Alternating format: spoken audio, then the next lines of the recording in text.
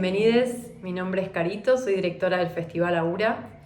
Quería contarles que estas conferencias se hicieron en el marco de Plantel, un programa de residencia artística virtual orientada a la creación site specific, en la que participaron alrededor de 100 artistas de todo el país.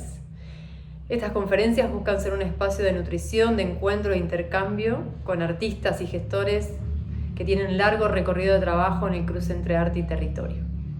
La conferencia de hoy aborda proyectos de arte en contextos específicos y está a cargo de la artista y gestora cultural Paula Baró.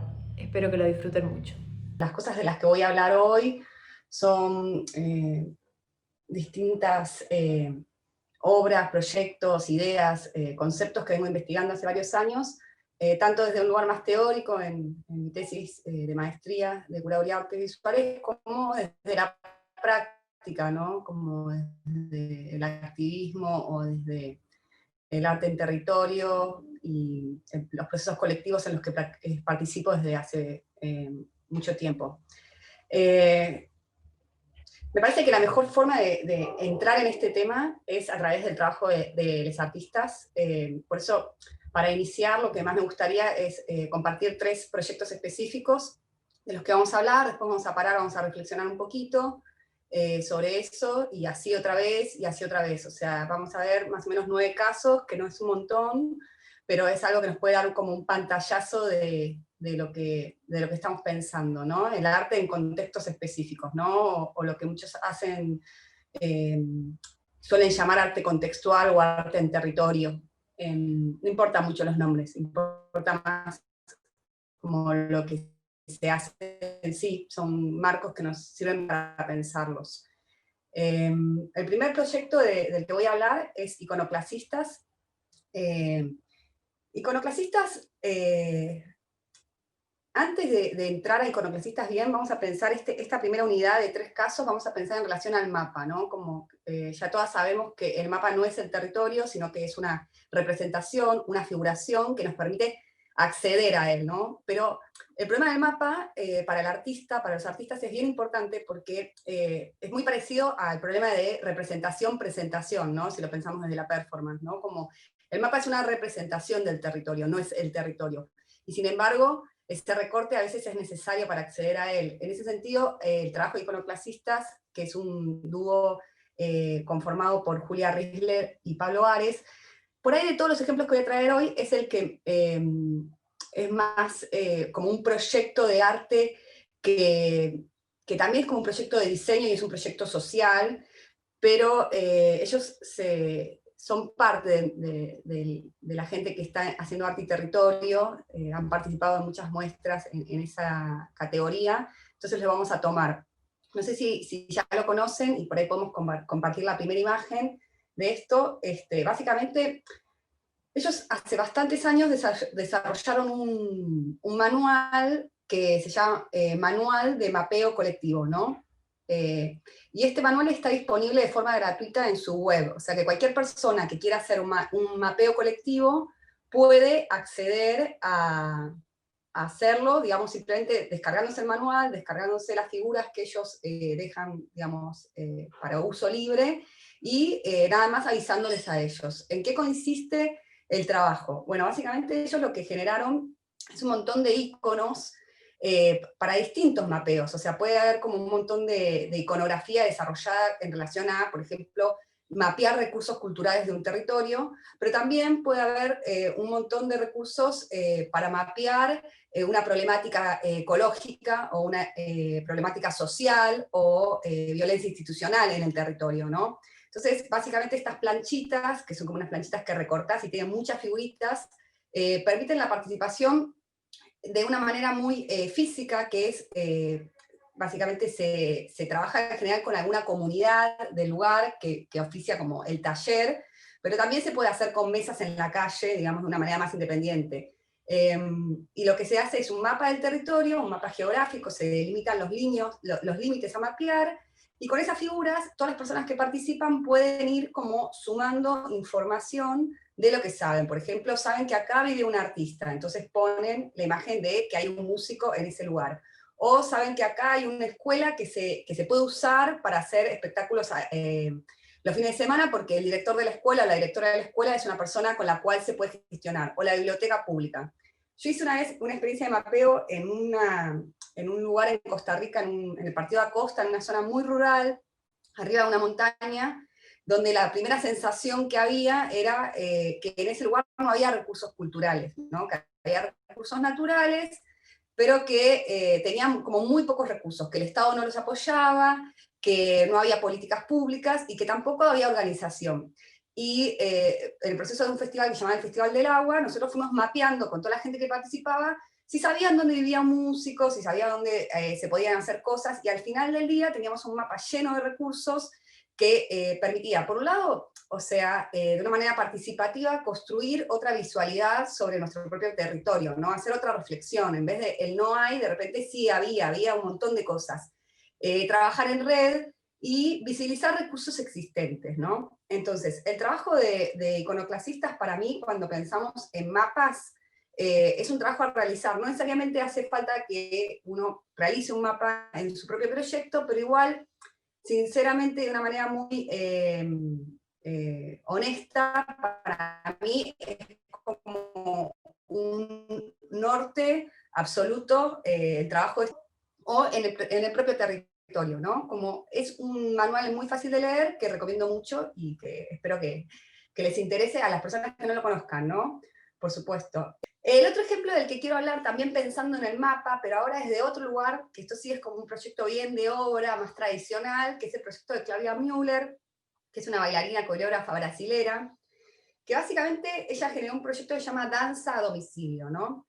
Entonces, ante la pregunta de, ella bailaba danza contemporánea y sabía que como que todo su trabajo siempre estaba como en un marco de sala y que las audiencias o las personas que podían acceder a ese trabajo era una comunidad muy específica, ¿no? Como que no había una posibilidad de lo que ella sentía que era el resto del universo, básicamente, de acceder a su trabajo. Entonces, ante esa pregunta, ella, tomando un poco, emulando la idea de los deliveries, esto pasó hace bastantes años, ya tiene como casi 15 años creo esta obra, ella se hizo como una remera, como un uniforme medio de delivery, digamos, o sea, no hay como mucha artificialidad, es más como una ciclista, y se puso todos los sponsors, porque esta obra siempre la hace en marco de festivales, o sea, cuando un festival le invita, ella se pone atrás en la remera todos los sponsors, los logos que la están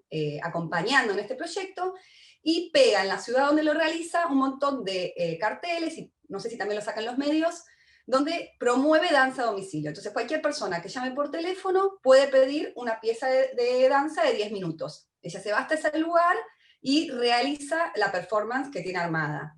Es un poco un chiste, pero también es una realidad. Ella llegó a un montón de lugares, hay videos en internet donde la pueden ver, es divina, tomándose tren, viajando en bicicleta, trasladándose por distintos territorios, llevando danza a peluquerías, danza a oficinas, danza a casas particulares. Entonces, esto, ante la pregunta de cómo hago que lo que yo estoy pensando llegue a otras personas, digamos, Claudia respondió con esta obra, que me parece que es una pregunta vieja que tenemos las personas que nos dedicamos al arte, que es cómo salir de la tautología, ¿no? Como de la autorreferencialidad, cómo sacar al arte de esa esfera en la que en general lo ponemos y se lo pone, ¿no? Como que hay dos tensiones ahí. Por un lado, nosotros como artistas, o nosotras como artistas, muchas veces no logramos sacarlo digamos, de la esfera de la sala, ¿no? Y por otro lado, también es verdad que si una persona nunca accedió a ver danza contemporánea, por ahí tampoco tiene el deseo de ver danza contemporánea. Entonces, en ese marco y en esa idea de mapa, trabaja Claudia. Bueno, y el último proyecto que voy a hablar como de esta tanda, que vamos a pensarlo desde el mapa, es un proyecto que a mí me gusta mucho, que se llama Proyecto Caminante. Proyecto Caminante es un proyecto de un dúo de Ecuador que se llama Papelito No Más Es. Bueno, ¿cómo es este proyecto? Y acá empezamos a como complejizar un poco la cosa. Estos dos artistas, María y Pluma se llaman, deciden en 2014, en conjunto con Lodo, que es una plataforma que yo co-coordino, y el Centro Rural de Arte, que es un espacio maravilloso de residencias que está en Cazón, provincia de Buenos Aires, partido de Saladillo. Ellos deciden caminar desde su localidad, que es una localidad rural, en Ecuador, hasta el Centro Rural de Arte, que es otra localidad rural. Presenta ese proyecto, que es una locura, ¿no? Como que yo la primera vez que lo leí dije como, ¿qué? No, esto no se puede hacer. Pero bueno, se discutió en la mesa de jurados y sí se pudo hacer. Básicamente, ellos defienden, primero vamos a hablar como algo que tiene que ver con lo originario, ¿no? Pertenecen a culturas originarias de América, y la caminata, en su simbología, digamos, es una forma de resistencia, ¿no? Pensemos que antes de la conquista los traslados eran a pie, y caminar por el territorio para Pluma y para María tiene que ver con apropiarse simbólicamente del territorio que caminan. ¿Qué quiere decir esto? Bueno, a mí me parece, yo también trabajo bastante caminando, podemos pensar también en que hay muchas obras de caminata, por ejemplo, las derivas de los dadaístas y después de los situacionistas, ¿no? Como el tema de caminar como proceso creativo, ¿no? No es que solamente, o sea, es algo nuevo, sino que es algo que se viene desarrollando hace muchos años, y para mí esto de apropiarte del territorio simbólicamente es totalmente real, digamos, o como uno no puede ser dueño de un territorio que no camina, o sea, uno no puede hablar de un territorio que no conoce con los pies, básicamente, ¿no? Como una vez que uno camina un territorio, puede acceder a él, porque es una tecnología humana antiquísima, caminar, pero es la única que te permite conocer el espacio sin mediación. No es lo mismo pasar en un micro, pasar en un auto, o hasta andar en bicicleta, ¿no? Como hay algo del ritmo de nuestros propios cuerpos, que ellos lo trabajan muy bien en esta obra, y básicamente, para volver un poco a la obra, lo que hicieron es, por una cuestión también realista, atravesaron desde Ecuador hasta provincia de Buenos Aires caminando, pero caminaron todas las zonas como desde urbanidad hasta urbanidad, digamos, urbanidad no entendiendo solamente ciudad, sino todo lo que se puede caminar. Obviamente había partes del territorio que eran impenetrables o que eran demasiado rústicas para atravesarlas caminando, y en esas partes se desplazaron en pequeños micros.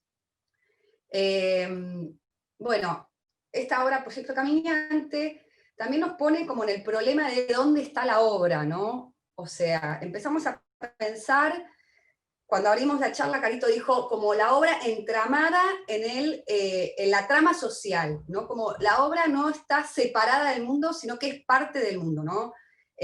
Iconoclastistas también, ¿dónde está la obra? ¿Quién es espectador? ¿Quién es participante? ¿Quién hace la obra? ¿Quién construye la obra? Todos estos proyectos de los que vamos a hablar hoy un poco van a entrar en jaque con toda esta idea de la obra tradicional, ¿no? A ver, en ese sentido, para mí, quiero ver un segundo esto.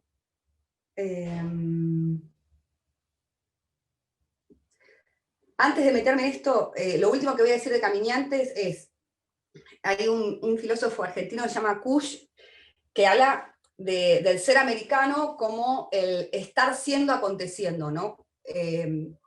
Obviamente yo no soy ni teórica ni especialista en Kusch, pero tiene que ver con pensar como, no como una mirada de ser, el ser y la nada, el ser y el tiempo, ¿no? Como todo esto del ser, sino como que la existencia, nuestra identidad, tiene que ver con el estar. Y ese estar tiene que ver con habitar el territorio, y ese habitar el territorio tiene que ver con un acontecimiento histórico, ¿sí? Especialmente Kusch va a estar hablando del indio, ¿no? Pero digamos, como, o sea, la forma de ser es en relación a nuestra propia historia, en el habitar de esa propia historia. Y esa es nuestra existencia latinoamericana, de alguna manera, ¿no? Esto es un filósofo de los 70, y obviamente hay un montón de actualizaciones, pero me parece interesante en relación al trabajo de Caminante, pensar esa forma de habitar, ¿no? De habitar la propia existencia de nuestro propio territorio. Entonces, no sé, como que empezamos a explotar, ¿no? Como qué son las artes escénicas, qué son las artes vivas, qué es la performatividad, y qué es eso en una esfera local, ¿no? Con una mirada territorial. Entonces, un poco, esto fue como pum, pum, pum, tirar 3 ejemplos, vamos a ir un poco como a acompañar esto de algunas ideas o algunos teóricos o algunos críticos o pensadores, pensadoras que nos interesan. Una de las cosas que veníamos hablando, ¿no? Es este tipo de proyecto entra en una tensión muy fuerte con el concepto de autonomía del arte, ¿no? Repasemos un poquito. La autonomía del arte es un proceso que empieza desde el Renacimiento hasta, pongámosle, la vanguardia del siglo pasado, donde el arte se convierte en una esfera en sí, ¿no? Como el arte, como se convierte la medicina, como se convierte, o sea, como un montón, la filosofía, como todas las disciplinas empiezan a ser como esferas separadas de autoespecialización, ¿no? Y en eso que empieza desde, podemos pensar a Velázquez, ¿no? Como, y empieza como a tensionarse hasta llegar a las vanguardias diciendo en un grito de libertad, pero también que después se generan ciertas cosas en relación a eso, decir, bueno, el arte solamente tiene que responder al arte, no necesita responder más allá del arte. Entonces vamos a ver todo el desarrollo del siglo XX como una búsqueda muy fuerte del lenguaje, donde el arte se vuelve muy tautológico, ¿no? Donde el arte está todo el tiempo pensándose a sí mismo, renovándose a sí mismo, pensando nuevas formas, ¿no? Como muy enganchado con la idea de forma, de formalidad, de nuevos lenguajes. Y en ese gesto radical y hermoso también, porque no necesariamente esto lo estoy diciendo de manera peyorativa, sino como pensando un poco lo que nos pasa como artistas en los distintos momentos, el arte está pensando en el arte, entonces está pensando, está citando, el arte postmoderno está citando a un arte y renovándolo, actualizándolo, pero siempre estamos hablando de una nueva versión de Edipo, o estamos pensando en cómo actualizar este discurso. Eso es como algo que pasa, que tiene que ver con la autonomía del arte. Entonces yo invito a mi mamá a ver una obra en el teatro y de repente no entiende nada de eso porque está completamente desconectado de la vida, de alguna manera, ¿no? O sea, está conectado, pero también está conectado con los grandes sentimientos, pero hay mucho chiste interno del arte que no se entiende nada, ¿no? Es una mancha azul en la pared, no sé. Entonces, en ese sentido, este tipo de obras de las que estoy hablando, nada que ver, ¿no? Como que están completamente conectadas con la vida, están adentro de la vida, a punto de disolverse con la vida y casi no ser arte, ¿no? Como que está ese peligro, como decís, che, ¿dónde está la obra? ¿Hay obra? ¿Dónde está? Se desmaterializa, ¿no? Desde los 60. Entonces, en ese sentido, me parece que este tipo de obras van a tener una visión estética, ¿no? De tipo operativa, como operan en la realidad, ¿sí? Y parten de problemáticas y necesidades de los contextos en los que se desarrollan, ¿sí? Son obras que están relacionadas con operar en la realidad, ¿sí? De manera directa, no simbólica. Hacen cosas, construyen adentro de la realidad. La materialidad es la realidad, por decirlo de una manera, ¿no? La materia, como si te dijese, están esculpiendo la realidad, este tipo de obras. Hay dos autores para mí a las que les esté copando más o menos lo que estamos viendo, para mí son como dos pilares para pensar todo esto. Uno es Reinaldo Ladaga y el otro es Paul Arden, ¿no? Reinaldo Ladaga es un rosarino, pero vive en Nueva York hace muchos años, vive, piensa y produce desde la Universidad de Pensilvania. A mí me lo hizo llegar Laura Calaus el libro hace muchos años, y se lo agradezco forever. Y en este libro, que es un libro del 2006, pero que se traduce al español en Reinaldo Ladaga, como, después igual me parece, no, cualquier cosa lo paso, pero está en internet, Laddaga, Ladaga. Él va a decir, nosotros, esto lo dice, o sea, por ejemplo, 2010 más o menos dice esto, 2006, 2010, porque 2006 en inglés, 2010 no llega en español. Él dice, nosotros estamos en un momento donde las artes se están transformando, lo compara a el cambio que hubo como en el Renacimiento, ¿sí? Él en ese momento lo analiza así, no sabemos si es verdad o no, pero lo analiza así, dice. Y él dice, no sabemos verdaderamente cómo hablar de proyectos como los que a mí me interesa analizar en este libro, ¿sí? Son proyectos irreconocibles desde la perspectiva de la disciplina, porque son proyectos multidisciplina, pero que, o sea, tienen que ver con las disciplinas, son como su descendencia, vienen del teatro, vienen del cine, vienen de la poesía, pero de alguna manera se estallan en una multidisciplina y en una multiasociación de personas. O sea, no solamente son proyectos que trabajan entre personas artistas, sino entre personas de otros campos de saber. Entonces él dice, son proyectos, él dice, constructivistas, ¿no? O sea, que nos hace acordar, pero dice constructivistas. Se proponen la generación de modo de vida social artificial. Entonces él va a llamar a esto ecologías culturales. Y en el libro, yo ahora no me voy a detener porque no tengo ese tiempo, pero sí, en el libro va a hablar de por lo menos 5 o 6 ejemplos de proyectos que de alguna manera construyen comunidades, o sea, son obras que construyen comunidades que a veces duran 10 años y producen obra ahí adentro, ¿no?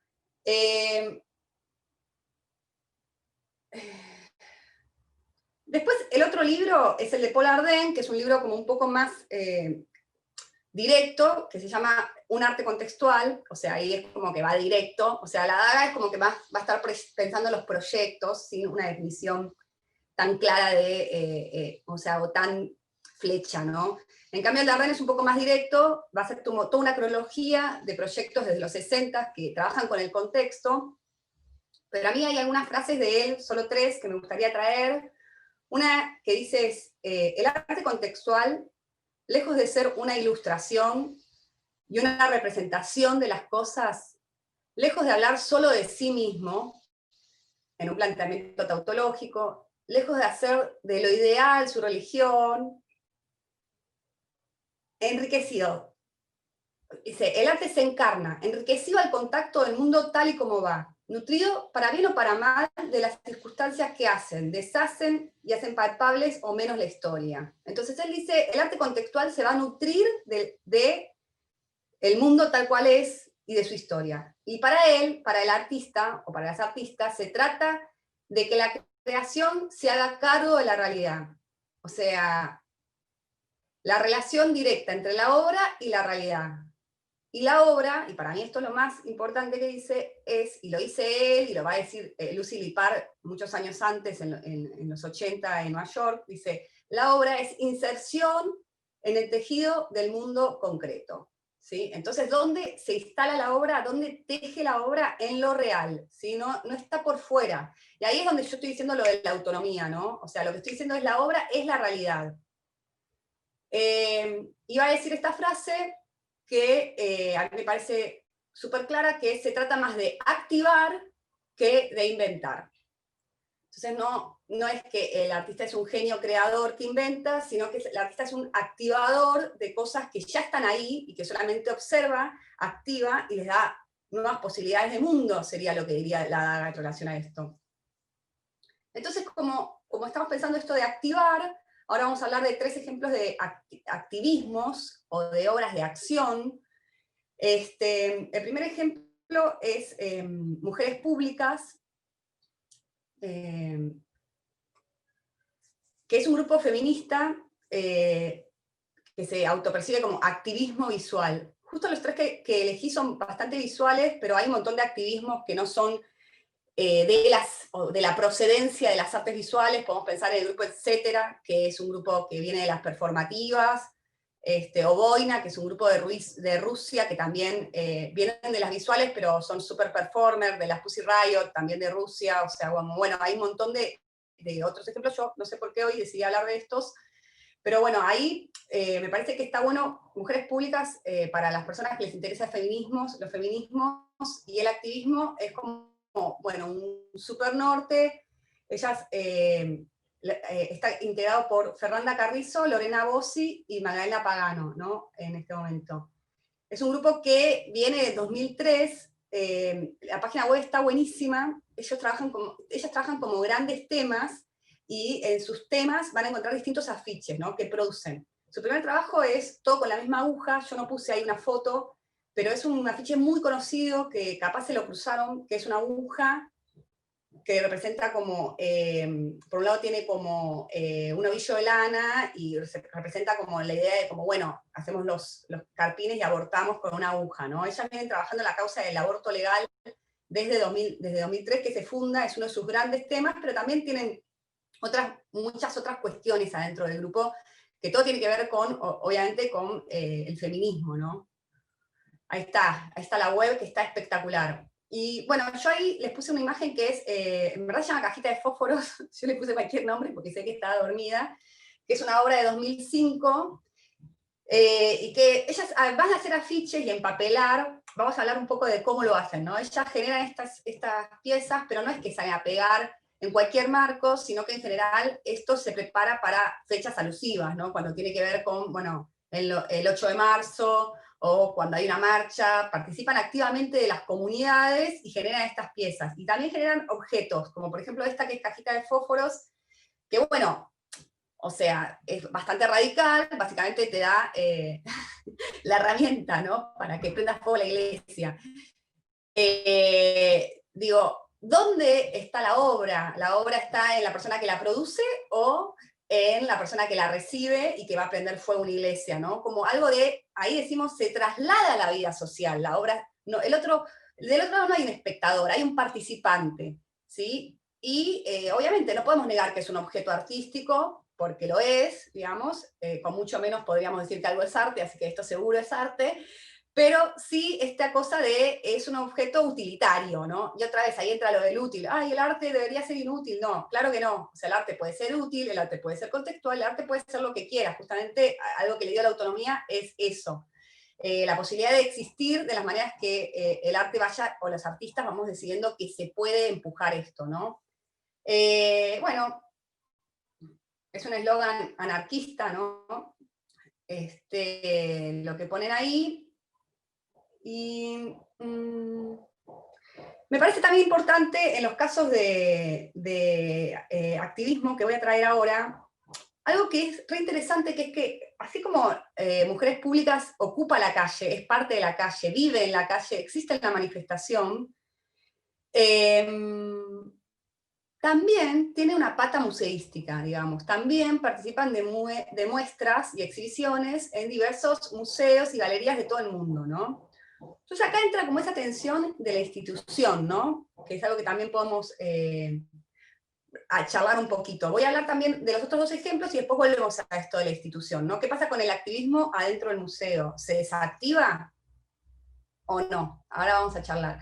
Entonces, el otro grupo que traje, que para mí es como, o sea, la maxi referencia argentina, es el Taller Popular de Serigrafía, que es un taller que, bueno, algunas caras que veo acá son muy joven, capaz ni habían nacido, pero bueno, cuando se desató la crisis de 2001, que muchas de nosotras lo vivimos en carne propia, en cuerpo firme, digamos, en palabras de Andrea Yunta, que también es una investigadora interesante, la crisis lo que generó es que modificó la trama urbana, se cambió la forma, o sea, esto es innegable, o sea, la forma de entender la ciudad y las asociatividades cambiaron para siempre, digamos, ¿no?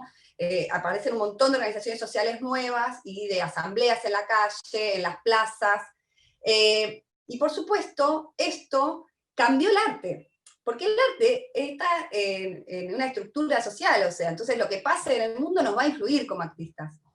Y en ese sentido, el TPS, que es un grupo que es Taller Popular de Serigrafía, que surge en el 2002 en el marco de la Asamblea de San Telmo, o sea, estaba deconstruido completamente la institucionalidad del país y todos los barrios, y también afuera de la ciudad, por supuesto, en otras ciudades, había asambleas que se juntaban los vecinos a decidir cosas, se hacían ollas populares, actividades, bla, bla, bla. Y en esa asamblea surge este taller, ¿no? Este taller lo que va a hacer es, de 2002 a 2007, acompañar las tomas de fábricas, las manifestaciones, cualquier expresión popular, digamos, cualquier situación, podemos decir, cualquier poblada, ahí está el Taller Popular de Serigrafía, con alguna serigrafía alusiva a la situación, pero además con sus mesas de serigrafía, y ellos hicieron algo que para mí me parece hermoso, que es ellas proponían que la imagen pudiera ser el soporte material del problema. La imagen como soporte material del problema, como un lugar donde se materializaba en una frase o en una imagen todo lo que estaba pasando. Y trabajaban con una dinámica que era un intercambio que funciona con materiales que dos partes dan. La mano que estampa y la mano que da la remera, ¿sí? Entonces ellas no llevaban remeras hechas, ¿sí? Básicamente si vos querías el eslogan, te tenías que sacar la remera, o llevar una remera en el bolsillo, pero generalmente te sacabas la remera y te estampaban la remera, ¿sí? Entonces hay una obra que se construye con un participante politizado y activo, ¿no? No es una obra que te doy un eslogan, sino que es, te hago involucrarte. Vos querés esto, yo te pido la remera. Y la obra se construye ahí, en ese momento. Ellas localizan ahí la obra, ¿no? La mano que estampa, la persona que da la remera.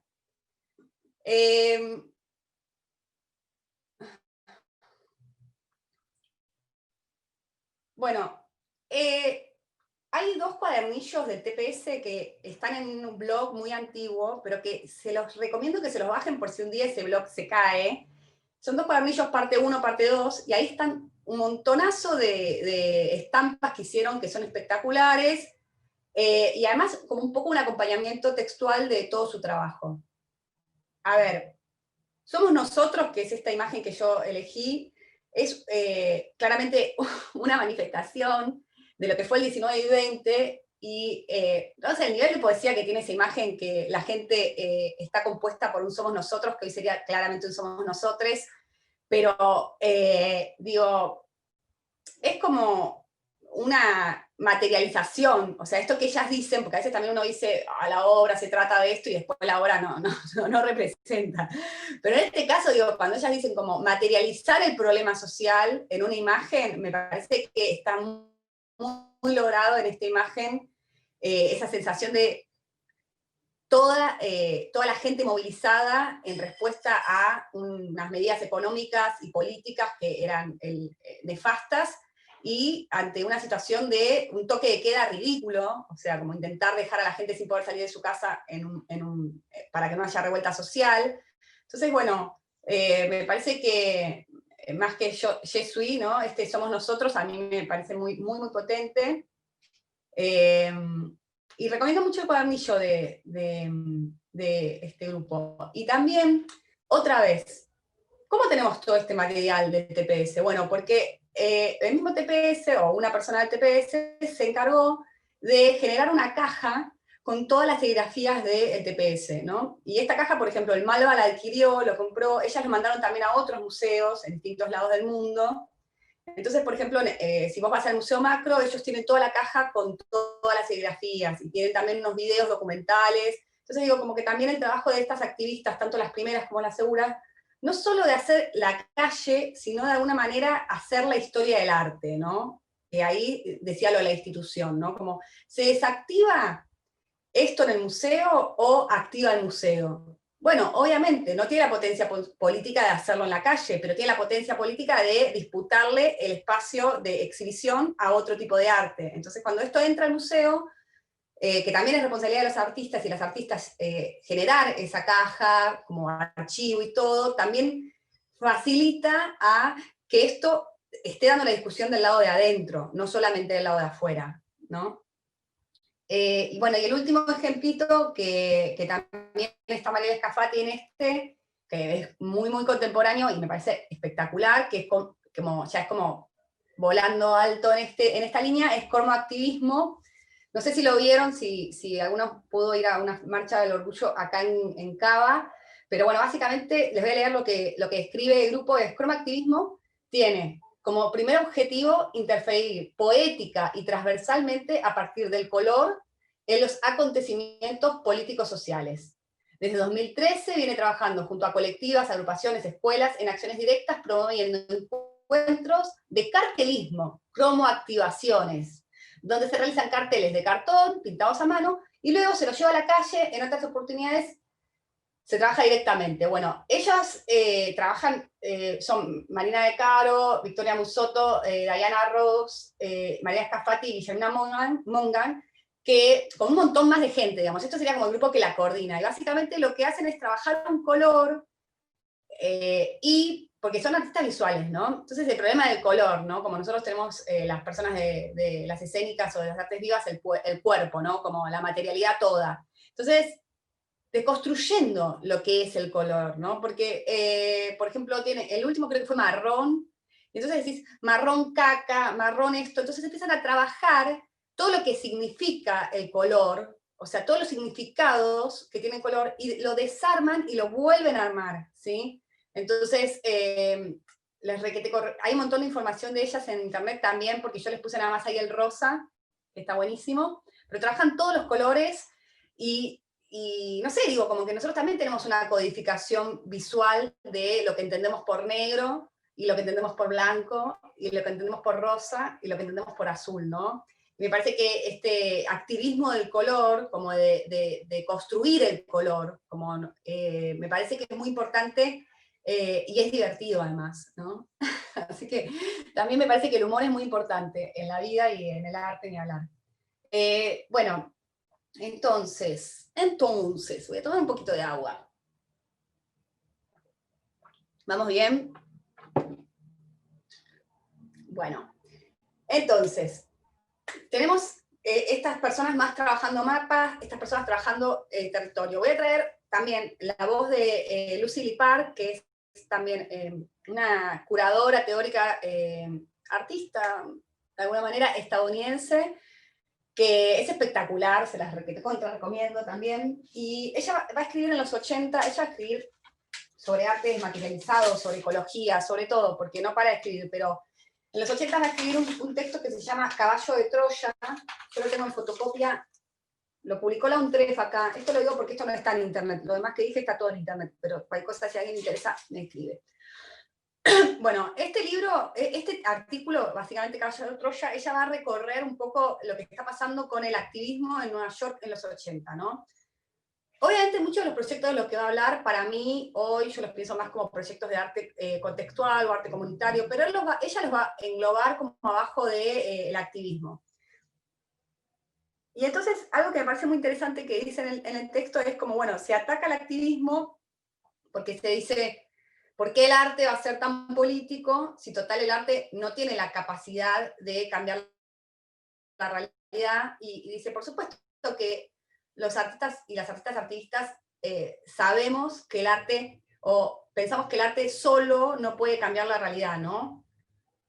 Pero algo que dice es, puede ser parte de la parte del mundo que está cambiando la realidad.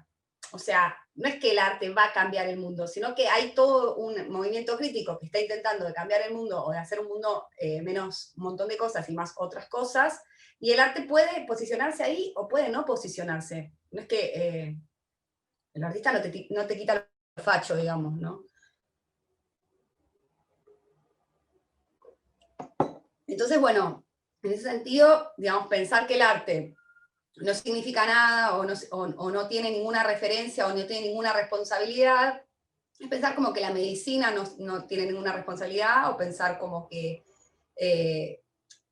la ciencia es abstracta, digamos, claramente que la ciencia no es abstracta y responde a intereses económicos, políticos, sociales, humanos, ecológicos, y me parece que el arte también, ¿no? A eso digo como, con todo esto, ¿no? No hace falta tampoco pensarlo desde tanta, o sea, yo traigo ejemplos bastante pregnantes para que se vea el gesto, pero en gestos mucho más chicos también esto se puede identificar, digo, ¿no?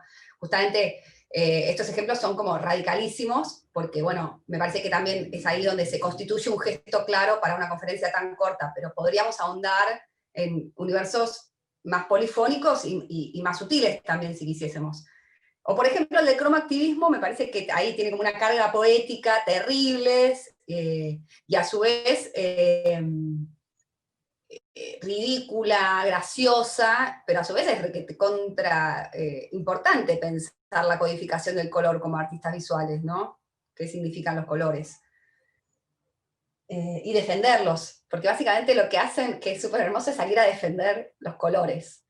Bueno, eso en relación a Lucy Lippard que estábamos hablando, y esperen que me perdí un poquito, acá estoy.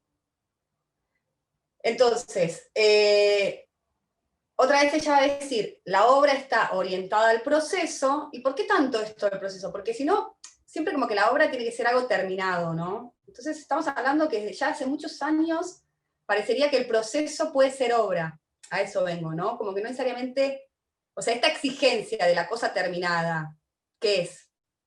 ¿Por qué las obras tienen que estar terminadas? ¿Por qué no pueden ser abiertas? ¿Quién lo dijo? ¿Cuándo empezó? Esa es la pregunta, ¿no? Entonces, ¿un proceso puede ser obra o puede ser práctica artista? Porque ¿qué nos importa que sea obra, digamos? ¿Puede ser práctica artística algo que es un proceso eterno, ¿no? La performance de la vida.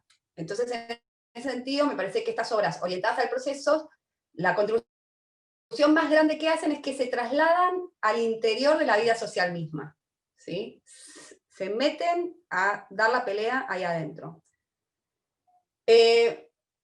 Y después, antes ya casi, no me falta tanto, al final está asustada con el tiempo, pero no me falta tanto. Antes de entrar a los últimos ejemplos, quiero hablar un poco de el lugar de lo que se denomina muchas veces el espectador, o la espectadora, o el espectadore, ¿no? Ya Walter Benjamin, en un momento escribe un texto que es chiquito, pero que también es un articulito, que no lo tengo acá, pero básicamente se llama El autor como productor, ¿no? Y en el texto, que va a hablar más que nada como de la literatura, pero va a ser como, va a dejar dicho como algo así como estas frases de Benjamin, que es como si fuese un mesías de alguna manera, como una persona que tira frases, viste, en el medio, que decís como, ¿de dónde bajaron estas frases? Dice, como, el autor, o sea, la obra va a ser tanto mejor cuanto más espectadores pueda transformar en productores, ¿sí? Él está pensando, obviamente, desde una estructura marxista, ¿no? Pero digamos, como cuando la obra puede convertir a la persona que participa en productor, ¿no? Cuando la obra saca a la otra persona de la pasividad y la convierte en un actor social, de alguna manera, o en un artista, ¿no? Después va a estar Boyce, también este performers, artista, que va a decir todas las personas somos artistas. Entonces, si nos ponemos a prestar atención, empiezan a aparecer en distintos artistas y en distintos teóricos esta idea de qué pasa con la otra persona, ¿no? Que no es el artista, la otra persona que hace que la obra sea obra, el espectador o la participante. En ese sentido hay un libro de Claire Bishop, que está espectacular, que se llama Artificial Health, que es un libro que hace unos años salió en español por una editorial mexicana, pero no está acá, hay que traerlo de allá, pero en inglés está en internet, se consigue. Bueno, este libro básicamente es espectacular porque Claire Bishop deconstruye desde las vanguardias hasta acá esto del arte participativo, ¿no? Como que parece que es algo como, el lugar de participación es algo como de ahora, y en verdad ella empieza a relevar un montón de trabajos de Meyerhold, que hace un site específico en una fábrica, empieza a develar como los dadaístas, o sea, arranca como con las vanguardias rusas, también con los futuristas, y va pasando por los 60, visita algunos casos en Argentina, de hecho, los situacionistas, hasta llegar a la escuela de conducta de Tania Bruguera. Básicamente, o sea, a ver, la idea de que el espectador es un participante, lo que trae un poco el libro es que es algo que excede algo de la moda contemporánea, digamos, sino que hay un montón de artistas durante un montón de años que pusieron a los espectadores en ese lugar. Entonces, ¿por qué pienso en esto, no? Porque, a ver, esto se puede pensar desde muchos lugares. Por un lado, como si la obra es real, si la obra se inscribe en lo real, si lo que yo estoy haciendo es realidad, ¿cómo me vinculo con la otra persona que está ahí? ¿En qué lugar la pongo? ¿Cuánto espacio le doy para participar, para refutar o para ser parte? ¿No? Más allá de la idea de la típica obra participativa donde el cuerpo se mueve y entonces el espectador puede ir para la derecha o para la izquierda, o sea, más allá de lo formal de la participación, porque a veces podría ser que la platea esté centrada en un lugar tradicional, en una platea completamente tradicional de butacas, pero que desde la creación de la obra yo conciba eso como un lugar de participación. Por ejemplo, una obra que esté completamente cerrada, que yo estoy hablando sola ahora conmigo misma, porque encima me veo a mí misma en Zoom, pero en un momento los miro y les digo, ¿qué opinan? Y cambio toda la dinámica, digo, no, las preguntas no son al final, son ahora, quiero que participen. Bueno, sigo. Pero se entiende, digo, yo puedo romper las dinámicas de participación. O sea, a mí me plantearon una participación que se abre al final. ¿Hay participación? Sí. Si no hay participación, yo le puedo decir, che, Carito, ¿no te parece mejor que ustedes me vayan preguntando o que las personas puedan ir participando? Entonces digo, como hay algo de pensar cualquier situación, ¿dónde estoy poniendo a la otra persona? ¿Qué lugar le estoy dando? O sea, no tiene que ver con que me mueva y que el otro pueda seguirme. Tiene que ver con pensar de verdad el rol del espectador y hasta dónde vamos a perpetuar esa idea de que unos son los que actúan y otros son los que miran. Básicamente. Unos son los que hacen y los otros son los que aplauden. Entonces, pensando un poco en esas lógicas, porque por supuesto en lógicas Foucaultianas, ¿no? Digamos, es un aprendizaje ir a mirar y solamente poder aplaudir. Es un aprendizaje social, ¿no? O sea, es una reproducción de una conducta al infinito. En ese sentido, no sé, Bertolt Brecht, como un gran artista que abre la escena, ¿no? Es uno de los directores que decide abrir la escena. Eso pasa dentro de la sala, pero afuera de la sala, traigo todo esto un poco para bueno, en esto que estaba diciendo de entrar entonces a pensar el espectador o el participante de otra manera. En esa lógica de pensamiento, voy a cerrar con 3 proyectos que son de lo que seguimos arte en territorio, propiamente dicho. El primero es el proyecto secundario Liliana Maresca, que es un proyecto del 2007. Hay una persona que está yendo a un colegio en Fiorito, que es un barrio con muy poco acceso a un montón de cosas, básicamente, bastante riesgo económico, social, y da clases de secundario y gracias a un proceso administrativo, institucional, logran convertir ese secundario en un secundario orientado a artes visuales, ¿sí? O sea, como si yo te dijese, voy a dar clase a una escuela, y logro que esa escuela inicie un proceso con las autoridades y con otros artistas para que esa escuela se convierta en un secundario de artes visuales.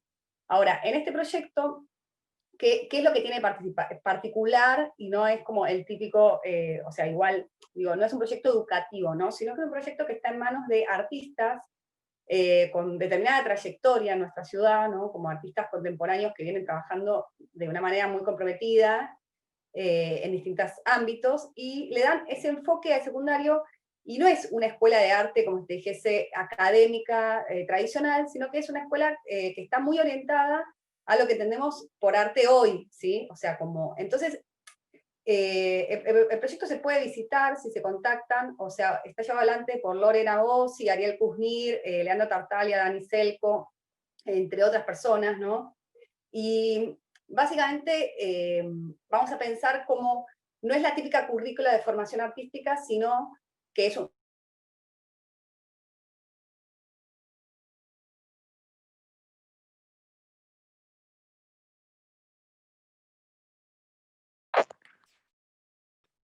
La volvimos a perder. En el secundario, lo que significa tener dibujo en el secundario, comparado con estar organizando una bienal para las escuelas secundarias y trabajando desde los preceptos de Liliana Maresca, ¿no? Entonces, ellos hicieron varias bienales, una creo que llamada Gripo, y trabajaban con los preceptos de Gripo, y después otras más como con arte del pueblo, y trabajaron con otros tipos, más como una polifonía de voces. Pero bueno, para mí este es como un típico ejemplo de proyecto artístico que se traslada a la vida social misma, que transforma la sociedad, pero no es solamente un proyecto educativo, es un proyecto educativo artístico, ¿sí? O sea, es como que, por ejemplo, no sé, artistas como Chaile o un montón de artistas re interesantes hacen residencia en el Liliana Maresca, generan obra, dan clases, se nutren de ese territorio, repiensan su proyecto. Entonces, no es solamente dar, sino también recibir, digamos. Es un espacio interesante en ese sentido. Después, otro proyecto que también es del mismo estilo es el de Belleza y Felicidad en Fiorito, que es un proyecto impulsado por la artista Fernanda Laguna. Ella tenía una galería, o sea, ella cuenta la anécdota así. Yo tenía el video y no lo encontré, si no se los hubiese mandado. Pero ella cuenta la anécdota así. Ella tenía una galería en Villa Crespo, también en el marco de la crisis 2001, y empieza a entablar una amistad con una persona, una mujer que pasa de manera seguida, semanalmente, por su galería, y ella, o por su casa, no me acuerdo si era por la puerta de la casa o la galería, y ella empieza a darle un paquete de fideos, o todas las semanas la ayuda con algo. Y en ese ir y venir todas las semanas, entabla una amistad hasta el lugar donde ella termina invitando a Fernanda a hacer una galería en Fiorito. Entonces trasladan esto, Belleza y Felicidad, sede Fiorito. Y bueno, a partir de ahí empieza una serie de vicisitudes de todo tipo, donde la galería va a funcionar en la casa de esta persona, en un galpón, en un carro. O sea, a lo largo de todos estos años, casi 20 supongo, el proyecto fue mutando, pero lo que sí sucedió es, digamos, que se fue como generando proyectos específicos, ¿no? Es una galería de arte que produce arte de Fiorito y exhibe arte. A mí un proyecto que es bastante nuevo, creo que tiene 2 años o menos, que están haciendo ahora, se llama Comedor Gourmet. Y voy a leer un poco lo que dicen ellos del tema porque me parece interesante. Dice, cuando decimos comedor gourmet y nos reafirmamos en esta idea, muchas personas lo piensan como un hecho irónico o frívolo. Porque a las personas que viven en la marginalidad pobreza no les está permitido ningún tipo de derroche. Comer para sobrevivir y vestirse con ropa donada que no tiene nada que ver con sus deseos y reafirmaciones culturales. Comprarse zapatillas está mal, mientras que la clase media puede hacerlo aún pagándolas en 12 cuotas. Nuestro comedor gourmet es un comedor económico cuyo objetivo es lograr platos sabrosos que mezclan diversos sabores y condimentos. Plato principal y postre. Comen 50 niños y adultos sentados en una mesa decorada y luego servimos 35 recipientes que dejan las familias que no comen ahí. Más o menos comen 200 personas, ¿sí? Lo importante de esto, que para mí es algo que postulan, no sé si está en este texto, pero lo leí de su web, algo como de la interclase, o sea, como que para Belleza y Felicidad como que no hay como posibilidad de desarmar la idea de clases que tenemos, pero se pueden generar como clases inter, y esa construcción simbólica, ¿no? De la integración, de armar clases inter, y no pensarlo más como del desarmado de lo que hay. Me parece que es bastante cabeza de artista, ¿no? Digo también, ¿no? Como proponer esto, modelos de mundo. Proponer formas de hacer el mundo y hacerlo. No quedarnos solamente en la propuesta o en la pregunta, sino proponer, hacer, construir el mundo como artistas. Y el último es un proyecto en el que yo participo, que se llama Centro Cultural a Cielo Abierto, Armando la Ollita. No sé, Caro, yo tengo trabada la imagen, a ver, en la Bienal. Ahí, Belleza y Felicidad, listo. Y ahora vamos con el tercero, que es Centro Cultural. Bueno, este proyecto es un proyecto que yo trabajo ahí desde 2014, y también está bueno para pensar un poco cómo surgen estos proyectos, ¿no? El primero es como una persona está trabajando en una escuela de docente y se le ocurre transformar ese espacio en una escuela de arte, y hoy hay una escuela de arte. El segundo es una persona entra en contacto, vincular con otra persona, y se les ocurre hacer una galería en Fiorito. Y este tercero es así, Pichu La Bollita es un artista que estaba pensando cómo hacerle una obra homenaje a su papá, que había fallecido hace 10 años en la bajada del puente Porredón. Y entonces hay una serie de vicisitudes durante 1 año o 2, hasta que en un momento ella decide hacerle un mural, ¿sí? En esa pared. Pero para eso entra en contacto con la comunidad, porque descubre que hay gente que vive abajo de ese puente, en las casas que hay en esa comunidad, y ella decide como empezar a hablar con estas personas para que le cuiden el mural, si lo pintaba, si les parecía bien que lo pintase, si estaba todo bien. Y en ese ir y venir comunitario empieza a sembrarse un conocimiento de la otra persona. Finalmente, cuando estábamos muy cerca de hacer el mural, ponen un cartel de publicidad que tapa toda la pared. Entonces la obra, ¡pum!, no se puede hacer. A esto respondemos con idea del territorio, vamos a esa esquina, empezamos a limpiarla porque era como un basurero, empezamos a juntar la basura, para pensar qué hacer. No teníamos idea cuál iba a ser la obra, pero sabíamos que teníamos que hacerle un homenaje en 1 mes y medio porque el papá se había muerto en esa fecha. Y en ese empezar a limpiar el terreno, ese acto genera que se acerque gente. ¿Qué están haciendo? Bueno, somos artistas, estamos limpiando la calle esta porque vamos a hacer una obra acá, bueno, no sé qué.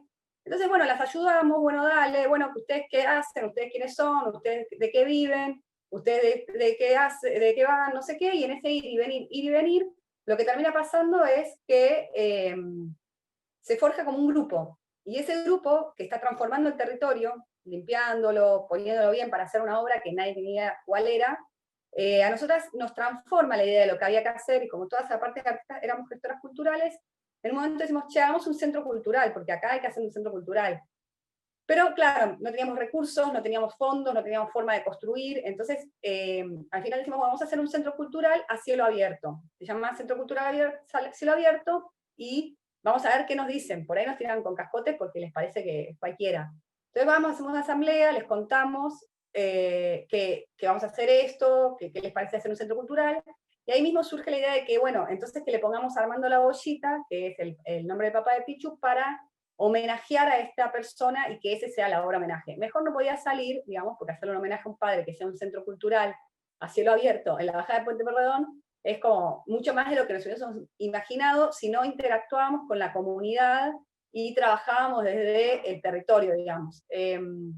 Esta foto que les puse el otro día me acordé, es una obra que fotocopia, le hicimos impresora de deseos. Básicamente uno de los días, nosotros hacemos, ahora no, pero hacíamos festivales cada un mes o cada 2 meses, además de las actividades semanales, y una vez llevamos una fotocopiadora, y para activar un poco el deseo y saber qué querían los chiques, les hacían una fila y ellos pedían un deseo y se le imprimía el deseo, ¿no? Materializábamos el deseo, y ese deseo se pegaba con cola en un mural. Fue re loco porque, por un lado, bueno, esto de materializar lo que uno desea, poder decirlo y que una máquina tipo no te lo dé, pero de alguna manera te lo dé, porque ya que está impreso es como materializar lo que uno tiene ganas que pase e intencionarlo con más deseo. Pero lo que pasó muy, muy, muy hermoso ese día en relación a este proyecto fue que llenamos toda una pared con esos deseos, y claro, la comunidad de padres y madres y tías y abuelas y gente del barrio que estaba en el festival se acercaron a leerlos, y de repente se armó una cosa que no estaba calculada, que era esta situación de encontrarse con unos deseos tan claros, tan bien dichos, tan bien formulados, de sus propios hijos, de sus sobrinas, de sus nietas, o sea, algo de poder visibilizar lo que está dentro, ¿no? Ese fue uno de los proyectos que hicimos muchos porque vamos como 6 años.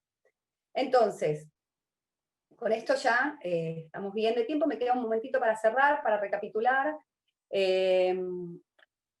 ¿Por qué venía con esto del participante, no? Porque, o sea, realmente si la obra se diluye de la idea de algo terminado a un proceso, si la obra se diluye de la idea de algo que tiene que ser en un espacio institucional a que el mundo es mi territorio, si la obra se diluye a la idea de que no hace falta que haya un espectador, sino que todos y todas podemos ser participantes. ¿Y quiénes son los espectadores? Bueno, ahora ustedes son espectadores de estas obras, porque de alguna manera están viéndolas desde afuera, pero si estuviesen ahí estarían participando. Entonces, como pensar que, o sea, siempre va a haber un espectador, siempre hay alguien que mira, ¿sí? Pero pensar que una obra puede contener como participante a todas las personas que quieran participar o que estén para participar, es interesante. Y estos proyectos de antiterritorio, en general, tienen muy diluido la idea del espectador. O sea, como no, ¿quién mira? ¿Quién mira y quién aplaude? La historia del arte, porque después ahí adentro todos estamos construyendo el proyecto de manera comunitaria. Bueno, me sobraron 5 minutos, estoy contenta. Nada, agradecida con Plantel por este espacio, por poder compartir un poco todo esto en lo que creo.